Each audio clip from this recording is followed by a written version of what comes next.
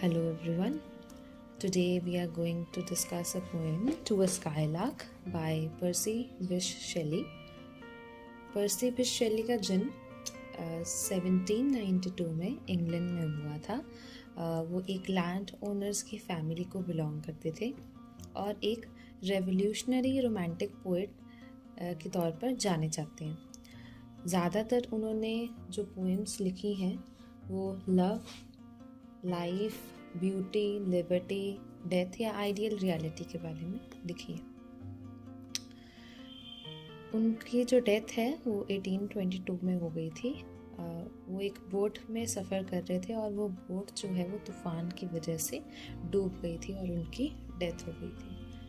तो जो ये उन्होंने पोएम लिखी है टू अ स्काईलार्क, ये एक 21 स्टैंजास की पोएम है जिसमें हर एक स्टैंजा में 5 लाइन्स हैं और टोटल इसमें 105 लाइन्स इस पोएम में है। ये पोएम उन्होंने जून 1820 में कंप्लीट कर ली थी और वन ऑफ द ये ऐसी पोएम है जो एक इंग्लिश लिटरेचर के लिए ग्लोरी मानी जाती है। मतलब इंग्लिश लिटरेचर में इसकी बहुत इम्पोर्टेंस है, बहुत अच्छा माना जाता है इस पोएम को। और ये जो पोएम है टू अ स्काईलार्क, इसमें पोएट ने एक बर्ड की बात की है जो बहुत ही मेलोडियस जो सॉन्ग्स हैं वो गाया करती है और इसके बर्ड के कनेक्शन के बारे में बताया है to the glory of natural world, कि नेचुरल जो वर्ल्ड है उसकी खूबसूरती की तुलना इस बर्ड के साथ की गई है कि बर्ड भी उतनी ही मधुर गाती है जितना ये सुंदर हमारा जो संसार है। तो इस पे हाईलाइट उसने ज़्यादा किया है इस टॉपिक को। और पोएट ने बताना चाहा है कि जो स्काईलार्क है वो एक बहुत ही प्योर सोल मानी गई है जो बहुत ही जॉयस गाने गाती है, प्योर सॉन्ग्स गाती है, जॉयफुल गाने गाती है और वो इस जॉय का, इस खुशी का कारण जानना चाहता है। और वो पोएट भी ये चाहता है कि वो भी इसी खुशी के साथ अपनी जो पोएम्स है, लिरिक्स है लिखा करे, बट उसे पता है कि इतना खुश वो हर टाइम नहीं रह सकता, तो इसीलिए वो स्काईलार्क से एक इंस्पिरेशन ले रहा है। इंस्पिरेशन ये लेता है कि वो भी किस तरह से खुश रह सके और अच्छे अच्छे जो लिरिक्स हैं, प्योर लिरिक्स हैं, वो लिख सके। तो अब हम इस पोएम की लाइन टू लाइन एक्सप्लेनेशन करेंगे। To a skylark. Hail to thee, blithe spirit, bird thou never wert, that from heaven or near it, purest thy full heart in profuse strains of unpremeditated art. Hail to thee का मतलब है नमस्कार किसी को करना और blithe spirit का मतलब है जो स्पिरिट होती है, जो आत्मा होती है वो बेफिक्र हो। तो यहाँ पर वो स्काईलार्क का स्वागत कर रहा है और उसको कह रहा है कि जो जिस चीज़ की, किसी चीज़ की तुम्हें टेंशन ही नहीं है स्काईलार्क, और उस पर्सन को जो बिल्कुल फ्री है, तुम्हें मैं नमस्कार करता हूँ। बर्ड दाउ नेवर वर्ट, कि तुम ऐसी एक बर्ड हो जो जिसके जैसा कोई हो नहीं सकता और ना ही कभी हुआ होगा, और तुम एक बर्ड नहीं लगती, ना ही तुम एक बर्ड लगती हो, ना ही तुम एक बर्ड थी। दैट फ्रॉम हेवन और नियर इट, और ऐसे लगता है कि जैसे तुम स्वर्ग से आई हो या स्वर्ग के आसपास कहीं से आई हो। प्योरेस्ट दाई फुल हार्ट, तुम्हारा जो दिल है वो हेवन की प्योरिटी के साथ भरा हुआ है।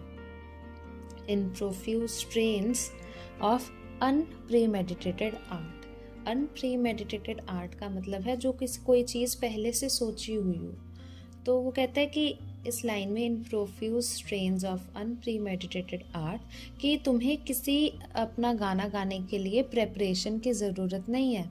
कोई भी पहले से अगर तुम्हें कोई चीज़ सीखने की ज़रूरत नहीं है अपना गाना गाने के लिए।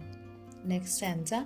Higher still and higher from the earth thou springest, like a cloud on fire, The blue deep thou winkest, and singing still thou soar and soaring ever singest. तो higher still and higher इसका मतलब है कि तुम ऊंचे से ऊंचा उड़ती जा रही हो. From the earth thou springest like a cloud of fire. अर्थ से लेकर स्काई तक तुम उड़ रही हो.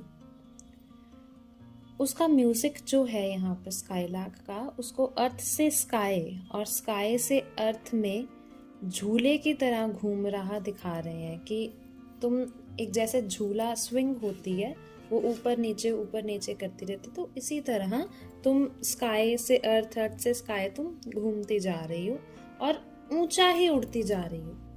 Like a cloud of fire, जिस तरह से जो आग है वो धीरे धीरे ऊपर जाना शुरू कर देती है, एक आग के बादल की तरह उसको रिप्रेजेंट किया गया है कि तुम आग के बादल की तरह धीरे धीरे ऊपर जा रही हो. और द ब्लू डीप दाउ विंगेस्ट, जो ब्लू डीप है उसको स्काई हम बोलेंगे यहाँ पर. तो वो कहता है कि तुम एक नीले गगन में घूम रही हो, अपने ऊंचे से ऊंचे अपने पंख फैला रही हो. एंड सिंगिंग स्टिल दाउ सोर एंड सोरिंग एवर सिंगेस्ट, तुम गाती जा रही हो और उड़ती जा रही हो और उड़ती जा रही हो और गाती जा रही हो. ये उसने कहने की कोशिश की कि तुम रुक नहीं रही, तुम स्टिल अपने कॉन्टिन्यूसली अपने सिंगिंग पे जारी रख रही हो, तुम फ्लाई भी कर रही हो और साथ में फ्लाई भी कर रही हो और सिंग भी कर रही हो. Next stanza. In the golden lightning of sunken sun, over which clouds are brightening, thou those float and run, like an unbodied joy where whose race is just begun. In the golden lightning of the sunken sun, इसका मतलब है जो सन है वो डूबना शुरू हो गया है, सनसेट होना शुरू हो गया है और वो एक गोल्डन लाइट दे रहा है, अपनी एक ऐसी चमक दे रहा है जो जिसमें से बादल भी जो हैं वो इल्यूमिनेट होके नज़र आ रहे हैं. Over which the clouds are brightening, मतलब सनसेट की वजह से जो क्लाउड्स हैं वो भी थोड़ा सा ब्राइटन कर रहे हैं, एक अलग सी क्लाउड्स में भी चमक आनी शुरू हो जाती है. दाउ दोस फ्लोट एंड रन, और तुम इस स्काई में तुम बहुत ही आसानी के साथ फ्लाई कर रही हो. Like an unbodied joy whose race is just begun, तुम एक ऐसा लग रहा है कि तुम्हारे पास कोई शरीर नहीं है, तुम्हारे पास कोई फिजिकल बॉडी नहीं है, क्योंकि तुम एक स्पिरिट हो. यहाँ पर पोइट ने उसको एक स्पिरिट के साथ डिनोट कर दिया है और बताया कि तुम्हें जो फ्रेशनेस है, तुम्हें जो एनर्जी है, तुम उस एनर्जी के साथ जो आसमान है उसमें फ्लोट कर रही हो. इतनी आसानी से तुम वहाँ पर फ्लाई कर रही हो जैसे कोई तैर रहा होता है, इतने बहुत एक आराम वाले तरीके से तुम वहाँ पर उड़ रही हो और तुम में वो एनर्जी और फ्रेशनेस अभी भी बरकरार है. तुम वो एनर्जी, जॉय, फ्रेशनेस के साथ पूरी भरी हुई है. Next stanza. The pale purple even melts around the flight like a star of heaven in the broad daylight. Thou art unseen, but yet I hear thy shrill delight. So the pale purple even, pale purple even का मतलब है कि जब sunset हो जाता है तो एक ब्लूइश रेड कलर सा आने लग जाता है स्काई में. मेल्ट्स अराउंड द फ्लाइट, जो ये तुम्हारी उड़ान है, ये जो इवनिंग है इसके आगे भी फीकी पड़ रही है. मतलब जो इवनिंग का टाइम बोला जाता है वो एक बहुत सुंदर बोला जाता है. ये इवनिंग तुम्हारी उड़ान के आगे मेल्ट हो रही है. जैसे जैसे तुम उड़ती जा रही हो वैसे वैसे जो ये इवनिंग की लाइट है, ये पर्पल ब्लूइश जो रेड ब्लूइश लाइट है जो वो फेड होती जा रही है जैसे जैसे तुम जा रही हो. और like a star of haven, जैसे कि एक हेवन का स्टार होता है, आसमान में जो एक स्टार हुआ करता है. In the broad daylight thou art unseen but I yet I hear thy shrill delight, कि जैसे एक आसमान में जो स्टार होता है वो रात के समय में तो चमकता है, बट दिन के टाइम पे वो उसकी लाइट जो है वो कम हो जाती है। इसी तरह चाहे पोएट को वो स्काईलार्क नहीं दिख रही, बट उसको उसकी जो मधुर आवाज है वो सुनाई दे रही है, और यही चीज उसको जो है बहुत खुश कर रही है। Next stanza, keen as are the arrows of that silver sphere, whose intense lamp narrows in the white dawn clear, until we hardly see, we feel that it is there. Keen as are the arrows of that silver sphere. Silver sphere यहाँ पर morning star को बोला गया है, और जो morning star होता है वो वीनस होता है, क्योंकि वो अर्ली मॉर्निंग में जो है हम वीनस को देख सकते हैं। तो इसीलिए यहाँ पर वो कहता है कि जिस तरह से हम मॉर्निंग स्टार जो है, जो वीनस है, उसके सुबह सुबह हम बहुत ब्राइट किरणें जो है वो देख सकते हैं, उसी की किरणों की तरह, उसकी शार्प किरणों की तरह तुम मुझे दिखती हो।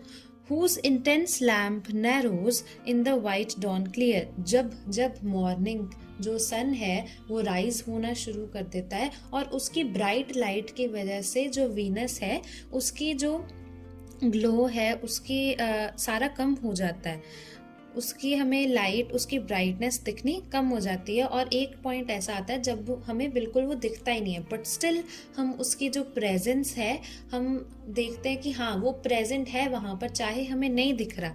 इसी तरह वो स्काईलार्क को कहता है कि चाहे तुम जितना मर्जी उड़ती जाओ, और जैसे जैसे एक पंछी ऊपर जाता जाता है तो हमें एक पॉइंट पे दिखना भी वो बंद हो जाता है, बट स्टिल हम तुम्हारी मधुर जो आवाज़ है, तुम्हारे मधुर जो गीत हैं, हम उनको सुन सकते हैं और उसमें से खुशी का आनंद जो है वो ले सकते हैं। Next stanza, all the earth and air with thy voice is loud, as when night is bare from one lonely cloud, the moon rains out her beams and heaven is overflowed. So all the earth and air with thy voice is loud, जो पूरी आकाश और धरती है वो तुम्हारी voice के साथ भर चुकी है। तुमने पूरे अर्थ और एयर के ऊपर तुम्हारी आवाज ने टेक ओवर ले लिया है। As when night is bare from one lonely cloud the moon rains out her beams and heaven is overflowed. जिस तरह से जो मून है, मून रात के टाइम पे जो है अपना चमक छोड़ता है, बहुत अच्छी सुंदर सी रेज आती है मून की, उसी ब्राइट रेज की तरह जैसे वो स्काई से अर्थ की तरफ आती हैं, उसी तरह उन्हीं रेज की तरह तुम्हारी जो ब्यूटीफुल आवाज़ है वो उसने कंपैरिजन किया है। और जैसे जो मून की लाइट है वो धरती पे जब पड़ती है तो पूरा वहाँ पर रात के टाइम पर भी उजाला हो जाता है, उसी तरह जब तुम्हारी आवाज़ स्काई से अर्थ की तरफ आती है तो हर किसी के मन में खुशी भर जाती है, उमंग भर जाती है, और तुम्हारी जो आवाज़ है वो पूरे अर्थ और स्काई के ऊपर टेक ओवर ले लेती है। तुम्हारा जो अर्थ और स्काई है वो सिर्फ तुम्हारी आवाज़ के साथ ओवरफ्लो हो जाता है, तुम्हारी आवाज़ की स्वीटनेस के साथ ओवरफ्लो होने लग जाता है। Next stanza, what thou art we know not, what is most like thee, from rainbow clouds there flow not, drops so bright to see, as from thy presence showers a rain of melody। अब यहाँ पर जो poet है वो skylark से पूछता है कि हम तुम्हारी ब्यूटी का कंपैरिजन किसके साथ करें। What thou art we know not, ऐसा कौन सा आर्ट है जिसके बारे में हम ह्यूमन बींग्स को नहीं पता। What is most like the, but in सब आर्ट में से तुम्हारा आर्ट कौन सा है, तुम्हारे साथ उस आर्ट का कौन सा ऐसा आर्ट है जिसका हम कंपैरिजन कर सकें और तुम्हें और अच्छे से जान सकें। बिकॉज हम तुम्हें नहीं अच्छे से जानते, हम सिर्फ तुम्हारी आवाज़ को पहचानते हैं, हम तुम्हारी आवाज़ को जानते हैं, बट हम तुम्हारे बारे में कुछ नहीं जानते। और ऐसा कौन सा आर्ट है, कौन सी ऐसी कला है जिसको जान के हम उसका तुम्हारे साथ कंपैरिजन कर सकें। From rainbow clouds there flow not drops so bright to see as from thy presence showers a rain of melody। और यहाँ पर वो जो है कंपैरिजन करता है, वो खुद ही कंफ्यूज है कि वो कंपैरिजन इसका करे किसके साथ। तो यहाँ पर वो एंड में लाइंस डालता है कि जैसे अब जब बारिश होती है, बारिश जब स्काई से अर्थ की तरफ गिरती है तो उसमें जो लाइट निकलती है, एक सुंदर सी लाइट जो रेनबो को भी इल्यूमिनेट करती है, वो कहता है कि तुम उसकी लाइट से भी ज्यादा सुंदर हो। जो वो बारिश गिरती है धरती पे, उसकी ब्यूटी से भी तुम ज्यादा सुंदर हो। Like a poet hidden in the light of thought, singing hymns unbidden till the world is wrought to sympathy with hopes and fears it's heeded not। यहाँ पर जो पोएट है वो अब स्काईलार्क को एक पोएट के साथ ही कंपैरिजन उसका करने लग जाता है।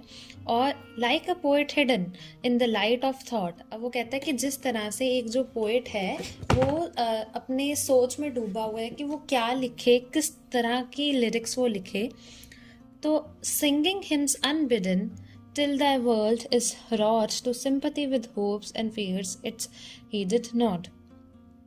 तो वो कहता है कि जिस तरह से एक जो पोएट है वो अपने थॉट में वो खोया होता है कि अब मैं क्या लिखूं क्या ना लिखूं, वो क्रिएटिविटी में डूबा होता है। तो अब वो एक सिमिलैरिटी ढूंढ रहा है एक स्काईलार्क और एक पोएट की क्रिएटिविटी में। तो वो ये कहता है कि जो स्काईलार्क है वो एक पोएट की तरह है जो अपने थॉट्स को लेकर, अपने गानों के थॉट्स को लेकर वो कम्प्लीटली लॉस्ट है। और इसी मूड में, ऐसा ही जो मूड होता है वो एक पोएट का भी मूड होता है कि वो भी अपने थॉट्स में जो है वो खोआ होता है और वो एक अच्छी सी पोएम जो है उसके लिरिक्स लिखता है, नेचुरली उसको क्रिएट करता है, on the point on the spot उसको क्रिएट कर लेता है। और जो ये इस तरह की पोएट्री जो है वो लोगों में एक आशा लेके आती है और लोगों को ये वो फील कराती है उसकी जो पोएम्स हैं कि जिन चीज़ों पे उन्होंने पहले ध्यान नहीं दिया था उनके प्रति लोगों में होप लेके आती है, एक मोटिवेशन लेके आती है लोगों में। और इसी तरह तुम्हारा जो सॉन्ग है वो भी एक पोएट की तरह है कि जैसे पोएट अपने ख्यालों में सोचता है कि वो क्या पोएम लिखे, इसी तरह तुम्हारे उस पोएम की तरह ही तुम्हारे जो है सॉन्ग्स होते हैं जो लोगों को एक मोटिवेशन देते हैं और एक अच्छी ऊर्जा के साथ, एक खुशी के साथ भर देते हैं। Like a high-born maiden in a palace tower, soothing her love-laden soul in secret hour, with music sweet as love, which overflows her bower। यहाँ पर जो पोएट है वो एक प्रिंसेस की बात कर रहा है जो एक अपने पैलेस के टावर में एक रूम में बैठी हुई है। बावर का जो मतलब है वो एक प्राइवेट रूम होता है और वहाँ पर वो बैठी अपना जो उसके मन में एक प्यार है उसको अपने गानों के थ्रू, अपने सॉन्ग्स के थ्रू वो फुलफिल करती है। अपने जो प्यार है उसका उसको वो एक म्यूज़िक की तरह फुलफिल करना चाहती है, उसको अपने म्यूजिक्स के हेल्प से शो करती है। बट स्टिल वो जो प्रिंसेस है वो किसी को दिखती नहीं है, बट उसका जो रूम है वो उस स्वीटनेस से, उसके म्यूजिक के जो अच्छी एनर्जी है उसके साथ फुलफिल हो जाता है और पूरे रूम में उसका लव जो है वो स्प्रेड हो जाता है। और वो ये कहता है कि तुम्हारा जो सॉन्ग है वो भी उसी प्रिंसेस की तरह है, जैसे उसका जो प्राइवेट रूम है वो उस लव से भर जाता है, इसी तरह जो तुम्हारे सॉन्ग्स हैं वो भी पूरे अर्थ और स्काई में लव को स्प्रेड कर देते हैं। Like a glow warm, golden in a dell of dew, scattering unbeholden its aerial hue among the flowers and grass which screen it from the view। अब यहाँ पर जो पोएट है वो जो स्काईलार्क है उसको एक ग्लो वॉर्म के साथ एक कीड़े के साथ कंपेयर करता है। अब ये कीड़ा कौन सा है? ये ग्लो वॉर्म है जिसको हम हिंदी में जुगनू भी कहते हैं। तो वो कहता है कि जिस तरह से जो जुगनू है वो रात के टाइम पे या वैसे भी दिन के टाइम पे भी जगमगाता है, और जब वो जगमगाता है तो जो आसपास का एनवायरनमेंट है वो बहुत सुंदर सा बन जाता है। और वो कहता है कि जिस वैली में जो ये जुगनू है वो रहता है, वो वैली दरअसल गीली होती है विद ड्यू के ड्रॉप्स, जैसे जो ओस की बूंदों के साथ यूजुअली वो गीली रहती है। और ये अपने आप को वहाँ पर ग्रास के पास, फ्लावर्स के पास रखता है। देयरफॉर जो ये जो जुगनू है वो खुद तो किसी को नहीं दिखता, जो जुगनू है वो नहीं दिखता, बट इसकी जो लाइट है वो सारे देख सकते हैं। इसी तरह जिस तरह से जुगनू को कोई नहीं देख सकता बट जुगनू की लाइट सारे देख सकते हैं, वो स्काईलार्क को भी यही कहता है कि जब तुम क्लाउड्स के पीछे चले जाती हो ना, ऊपर स्काई में बहुत ऊंची, तुम्हें भी कोई देख नहीं सकता, बट जो तुम्हारी आवाज है, तुम्हारे स्वीट सॉन्ग्स जो हैं, वो सब सुन सकते हैं, और इसी से हम जो हैं खुश हो जाते हैं।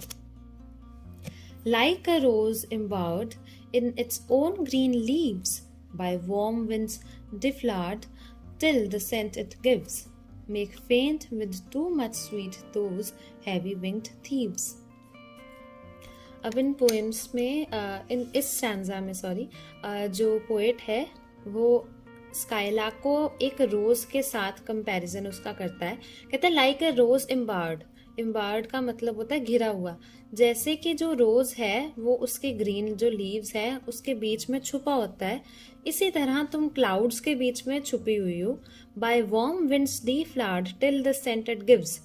कहता है कि जैसे जब एक हवाएं चलती हैं तो उस जो फ्लावर है, वो रोज है, उसकी महक अपने साथ लेके चले जाती हैं और पूरे वातावरण में उसकी जो फ्रेग्रेंस है उसको स्प्रेड कर देती हैं। मेक्स फेंट with too much sweet those heavy winged thieves. अब वो जो हवाएं हैं, वो तेज लहरें जो हैं हवा की, वो उसको उसकी खुशबू को चुरा के वो पूरे आसपास में फैला देती हैं। इसी तरह जो तुम हो, स्काईलार्क है, वो क्लाउड्स के पीछे छुपी हुई है, बट तुम्हारी जो आवाज है वो सारे सुन सकते हैं। और चाहे तुम पोएट को अपनी आंखों के साथ विजिबल नहीं हो, बट जो तुम्हारे स्वीट सॉन्ग है वो जो पोएट है उसको उमंग के साथ भर देते हैं। Sound of वर्नल शार्स on the twinkling glass, rain awakened flowers, all that ever was, joyous and clear and fresh thy music surpass। अब वो ये कहता है कि sound of वर्नल शार्स on the twinkling grass, कि जब बारिश होती है तो जो वो बारिश की बूंदें हैं जब ग्रास के ऊपर पड़ती हैं तो एक नॉइज सी आती है। Rain awakened flowers, all that ever was, joyous and clear and fresh thy music surpass. वो कहता है कि जैसे जो स्काईलार्क का म्यूजिक है वो जितनी भी नेचर में अच्छी अच्छी चीजें उनसे भी ज्यादा अच्छा है, उससे भी ज्यादा जॉयस है, उससे भी ज्यादा क्लियर है, उससे भी ज्यादा फ्रेश है। वो कहता है कि जो तुम्हारा म्यूजिक है, जब जो रेन शार्स होती हैं रेन की, वो जब एक ग्रास के ऊपर पड़ती है, फूलों के ऊपर पड़ती है, तो उसके शोर से भी कईयों को वो आवाज बहुत सुंदर लगती है। तो यहाँ पर उसने इस आवाज को नॉइज बताया है। कहता है कि इस शोर से भी तुम्हारी आवाज जो है वो ज्यादा सुंदर है। Teach us sprite or word, what sweet thoughts are thine, I have never heard praise of love or wine, that panted forth a flood of rapture so divine। अब इन लाइंस में पोएट उसकी तारीफ करता है और कहता है कि teach us sprite or bird what sweet thoughts are thine, कि हमें बताओ, अपने बारे में कुछ बताओ कि तुम एक बर्ड हो कि एक स्पिरिट हो। I have never heard praise of love or wine that panted forth a flood of rapture so divine। वो सोचता है कि ऐसे तुम्हारे पास कौन से थॉट्स हैं जो तुम्हारे जो सॉन्ग को और स्वीट बना देती हैं। और वो ये कहता है कि जो ये तुम्हारी पावर है वो एक स्पिरिट वाली पावर है, स्पिरिट जो भगवान के साथ रिलेट करती है, डिवाइन म्यूजिक है तुम्हारा। और पोएट कहता है कि ऐसा डिवाइन म्यूजिक मुझ में कभी नहीं आया। चाहे उसने जितने मर्जी सॉन्ग्स लिखे हों, प्रेज ऑफ लव और वाइन, जो स्काईलार्क का सॉन्ग है वो एक अलग ही डिविनिटी लेके आता है, एक जॉय लेके आता है, डिवाइन ऑफ जॉय लेके आता है, कि जिसे सुन के बंदा बहुत ही ज़्यादा खुश हो जाता है। तो वो कहता है कि ऐसा कभी मेरे में नहीं आई, ऐसा डिवाइन पावर जो है इतने प्यारे सॉन्ग्स लिखने की मुझ में नहीं आई। बट तुम बताओ कि तुम ऐसे क्या चीज़ें सोचती हो जो तुम इतने सुंदर जो सॉन्ग्स है वो गा पाती हो। Chorus, hymnal or triumphal chant matched with thine would be all, but an empty want, a thing wherein we feel there is some hidden want. यहाँ वो कहता है कि कोरस, हिमनियल और ट्रायम्फल चैंट, चाहे कोई शादी वाला गीत हो, चाहे कोई किसी जीत का जश्न मनाने वाला गीत हो, मैच विद दाइन would be all but an empty want, जब उसका तुम्हारे सॉन्ग्स के साथ कंपैरिजन किया जाएगा तो वो कुछ अधूरे से लगेंगे। A thing wherein we feel there is something hidden want, जब हम उन संगीत का तुम्हारे गीतों के साथ कंपैरिजन करेंगे तो वो चाहे जितने मर्जी अच्छे हों, बट हम उस गानों में कुछ ऐसी चीज़ हमें मिसिंग लगेगी, और वो हम उन गानों से भी ज़्यादा जो इम्पोर्टेंस है हमें तुम्हारा जो म्यूज़िक है वो हमें उससे ज़्यादा इम्पोर्टेंट लगेगा, वो हमें पूरा नहीं लगेगा, हमें उसमें ऐसे लगेगा कि कोई चीज़ मिसिंग है इस गानों में कुछ। What objects are the fountains of thy happy strain? What fields or waves or mountains? What shapes of sky or plain? What love of thine own kind? What ignorance of pain? यहाँ पर जो poet है वो skylark से पूछता है कि तुम्हारी इतनी खुशी का कारण क्या है, जिसकी वजह से तुम इतने सुंदर सुंदर गीत लिख पाती हो, सुना पाती हो हमें। What objects are the fountains of thy happy strain? क्या ये जो चीज़ें हैं तुम्हारी खुशी की, क्या वो फाउंटेन की वजह से खुशी आ रही है? कौन सी ऐसी फील्ड है? What fields और waves और mountains? What shapes of sky और plain?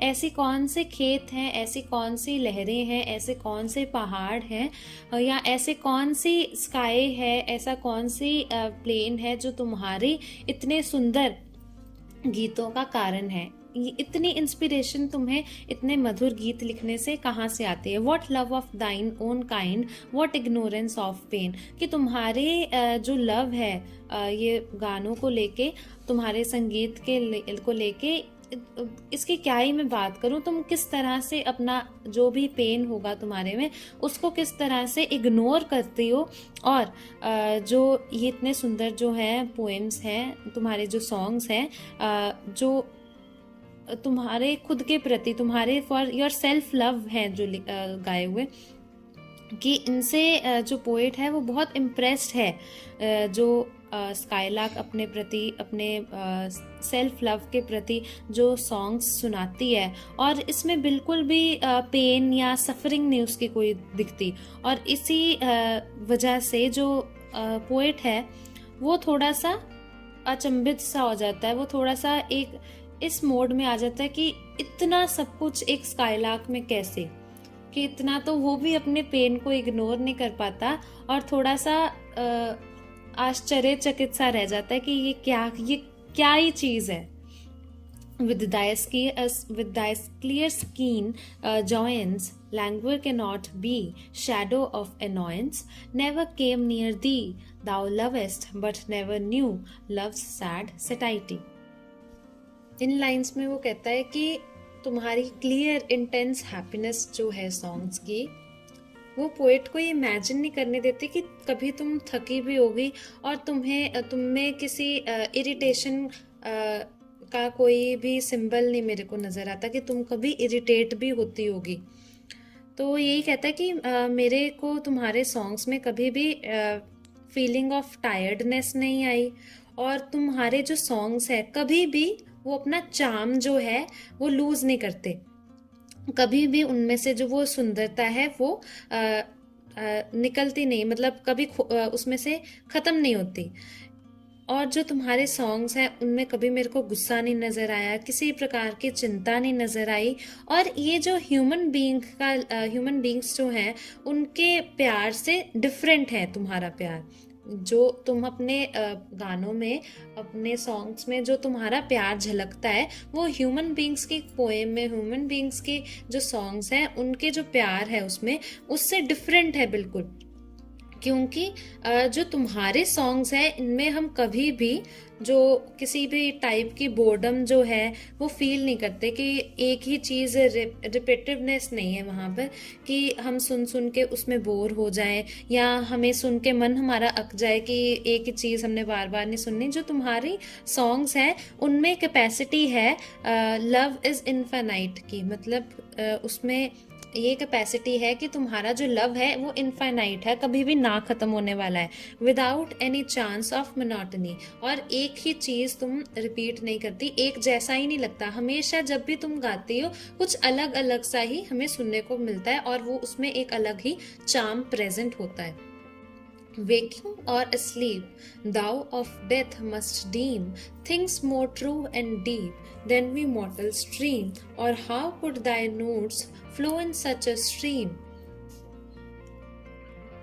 इन लाइंस में वो पोएट कहता है कि वो ये बिलीव करता है कि जो स्काईलार्क है वो ज़्यादा कॉन्शियस है इस चीज़ को, डेथ को लेकर, कि जिस तरह से जो हम ह्यूमन बीइंग्स हैं, हम अपनी लाइफ में जो सबसे बड़ा सोर्स ऑफ सॉरोज है, सफरिंग्स है, वो ये है कि हम डेथ से जो डर जाते हैं। तो पोएट कहता है कि चाहे हम सपने लेते हुए, चाहे हम जागते हुए, जो हमसे ज़्यादा जो स्काईलार्क है वो ट्रू नेचर ऑफ डेथ को जानती है, उसमें हमसे ज़्यादा नॉलेज है डेथ को लेकर।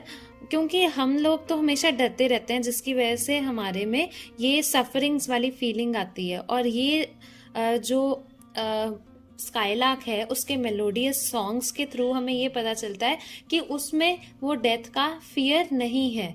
वो ये बताती है कि किस तरह से जो उसका म्यूजिक है उसमें एक ब्यूटी है, एक क्लियरिटी है लाइफ को लेकर, और उसको डेथ से कोई डर नहीं लगता। और इसीलिए जो स्काईलार्क है उसको वो ह्यूमन बींग्स से, मॉर्टल ह्यूमन बींग्स जो है उससे ज़्यादा समझदार मानता है और एक तरह का इमॉर्टल पर्सन समझता है स्काईलार्क को, जो कभी भी, जिसकी डेथ नहीं हो सकती क्योंकि उसमें कोई डेथ का डर ही नहीं है।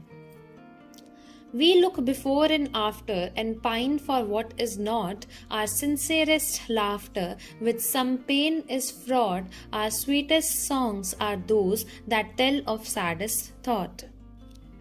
इन लाइंस में पोएट जो है वो कहता है कि जो ह्यूमन बीइंग है वो अपने पास्ट को लेके या फ्यूचर को लेके टेंशन में ही रहता है, कि जो लोग हैं वो अपने पास्ट को लेके या तो दुखी रहेंगे या तो अपने फ्यूचर को लेके दुखी रहेंगे।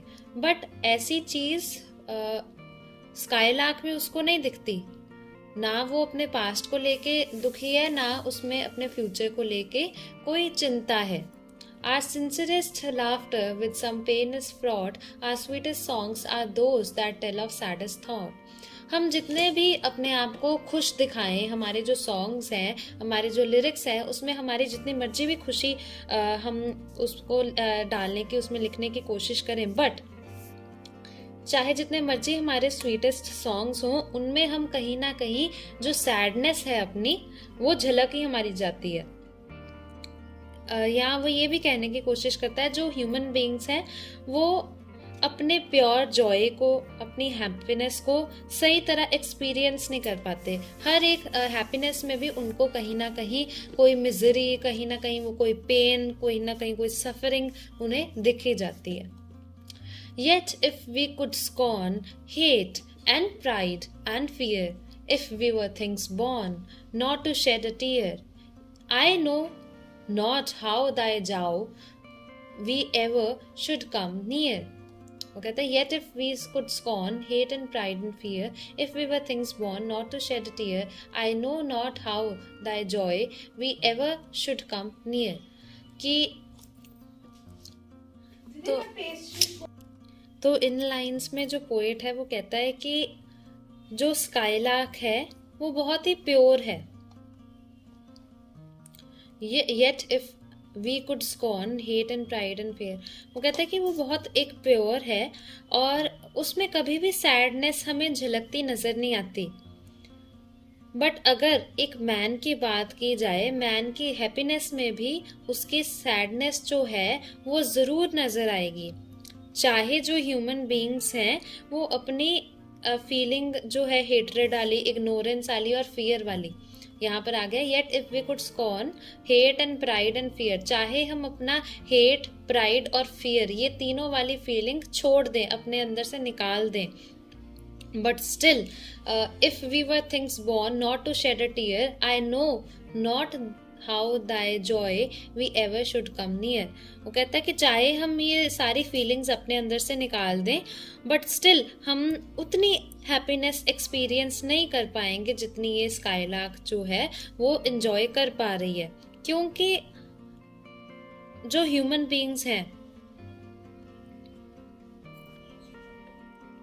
वो भी चाहे स्काईलार्क की तरह ही क्यों ना बॉर्न हुए हों बट स्टिल वो एक एक्सटेंट पे उतनी हैप्पीनेस नहीं जी पाएंगे जितनी जो है वो स्काईलार्क जीती है. कहीं ना कहीं हमारे अंदर भी वो एक सैडनेस आ ही जाएगी, एक हेट, प्राइड, फियर ये भावना हमारे अंदर आ ही जाएगी.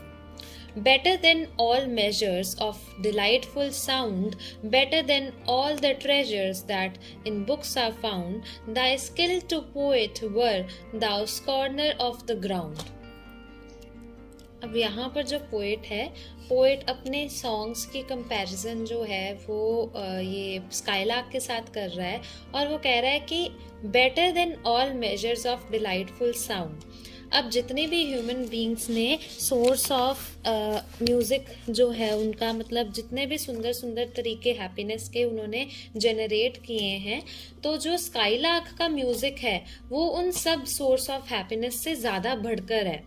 Better than all treasures that in books are found. अब जितनी भी बुक्स हम देखेंगे उसमें जितना भी खजाना इन द सेंस कि जो लोगों ने अपनी बहुत अच्छी अच्छी पोइट्रीज लिखी हैं, बहुत अच्छे अच्छे एसेज लिखे हैं या कोई प्लेज लिखे हैं, वो एक तरह का ट्रेजर है. तो वो उन ट्रेजर्स से भी ज़्यादा जो अच्छी है वो पोएट की स्काईलार्क की जो सॉन्ग है वो है. Thy skill to poet were thou scorner of the ground. अब जो पोएट है वो इस चीज़ का रिग्रेट करता है कि चाहे वो जितनी मर्जी पोएम्स लिखें और लोगों को बहुत अच्छी लगे बट स्टिल वो कभी भी स्काईलार्क जैसी पोएम्स, स्काईलार्क जैसे सॉन्ग्स नहीं लिख सकता और स्काईलार्क के सॉन्ग्स को अपने सॉन्ग्स से ज़्यादा अच्छा उसको बताता है कि ऐसे मैं कभी नहीं लिख सकता और इसके सॉन्ग्स मेरे सॉन्ग से ज़्यादा अच्छे हैं. लास्ट स्टैंजा है Teach me half the gladness that thy brain must know, such harmonious madness from my lips would flow, the world should listen then as I am listening now. अब in last जो lines है इसमें जो poet है वो skylark को एक request करता है. वो कहता है कि teach me half the gladness that thy brain must know. कहता कि जो जितनी तुम्हारे में हैप्पीनेस है, जिस तरह से तुम हैप्पी रहती हो, इसका जो सीक्रेट है वो मेरे साथ भी शेयर कर दो. पूरा नहीं, चाहे वो हैप्पीनेस का हाफ रीजन भी मेरे साथ तुम शेयर कर दोगी तो इसके साथ ही जो पोएट है उसमें और टैलेंट भर जाएगा. Such harmonious madness from my lips would flow. ये जो जब तुम ये हैप्पीनेस का रीजन बता दोगी, चाहे पूरा नहीं चाहे हाफ ही तुम पोएट को बताओ, तो इस हैप्पीनेस के रीजन के साथ जो पोएट है उसमें एक टैलेंट और बढ़ जाएगा और एक लेवल वो हाई हो जाएगा जिसकी वजह से वो और भी अच्छी अच्छी सॉन्ग्स जो है, पोएम्स जो है वो लिखना ही शुरू कर देगा. और the world should listen then as I am listening now. और मैं इतनी अच्छी पोएम्स लिखूंगा जो जो वर्ल्ड है वो भी उसको सुन के बहुत खुश हो जाएगा, उसी तरह खुश होएगा जिस तरह मैं तुम्हारी ये जो सॉन्ग्स है उनको सुनकर होता हूँ। तो ये था पूरी पोएम में कि किस तरह से जो पोएट है उसने स्काईलार्क का जो वर्ल्डली नेचर है उससे भी ज़्यादा अच्छी तरह उसको डिनोट किया है, उसकी हैप्पीनेस को बताया है, उसके सॉन्ग्स को और अच्छी तरह अप्रिशिएट किया है। और उसने यही कहने की कोशिश की है कि चाहे ह्यूमन बींग्स जितनी भी उसकी तरह बनने की कोशिश करें कि हम स्काईलार्क की तरह बनेंगे, उसके तरह सॉन्ग्स लिखेंगे, तो वो नहीं कर सकते। क्यों? क्योंकि स्काईलार्क एक अलग ही चीज है, चाहे वो उसको नेचर के साथ रिप्रेजेंट करे, चाहे वो उसको ह्यूमन बींग्स के साथ कंपेयर करे। वो कहता है कि ह्यूमन बींग्स में भी एक एक्सटेंट पे आके डेथ का फियर होता है, या कहीं ना कहीं उनके मन में किसी ना किसी चीज को लेके, अपने पास्ट को लेके, फ्यूचर को लेके कहीं ना कहीं सैडनेस आ ही जाती है, कहीं प्राइड आ जाता है। बट ये चीज स्काईलार्क में नहीं है। और जो उसकी जितनी भी अच्छी क्वालिटीज है उसको नेचर के साथ भी कंपेयर कर दिया, चाहे वो मून की बात कर रहा हो, चाहे वो वीनस की बात कर रहा हो, तो सबके साथ उसने कंपैरिजन उसका कर दिया। और उसने यही कहा है कि तुम्हारे से अच्छा और कुछ नहीं है। एक्चुअली ये जो स्काईलार्क वाली पोएम है, ये पोइट ने खुद एक्सपीरियंस किया था जब वो एक बाय द रोड वो निकल रहा था, घूम रहा था, तो तब उसको एक स्काईलार्क की आवाज़ सुनने को मिली थी। और वो तब उससे इतना इम्प्रेस हो चुका था कि उसने ये सारा जो एक्सपीरियंस जो था उसका, उसको एक पोएम में लिखने की कोशिश की। और ये जो पोएम है वो बहुत ही एक जानी मानी पोएम मानी जाती है, और एक important poem in the English literature इसको माना जाता है। रेवोल्यूशनरी रोमांटिक पोएट है ये, जो पर्सी बायश शेली है। और ये अब इसमें हमें पोएम में यही पता चला कि किस तरह से जो स्काईलार्क है उसकी जो जॉयस स्पिरिट है जिससे वो सॉन्ग्स बनाती है, और यही जॉयस जो स्पिरिट है उसकी वो पोएट जानना चाहता है कि इसका रीज़न क्या है जिसकी वजह से जो पोएट खुद भी वैसे जॉयफुल सॉन्ग्स जो है बना सके। आई होप आपको ये पोएम की एक्सप्लेनेशन पसंद आई होगी।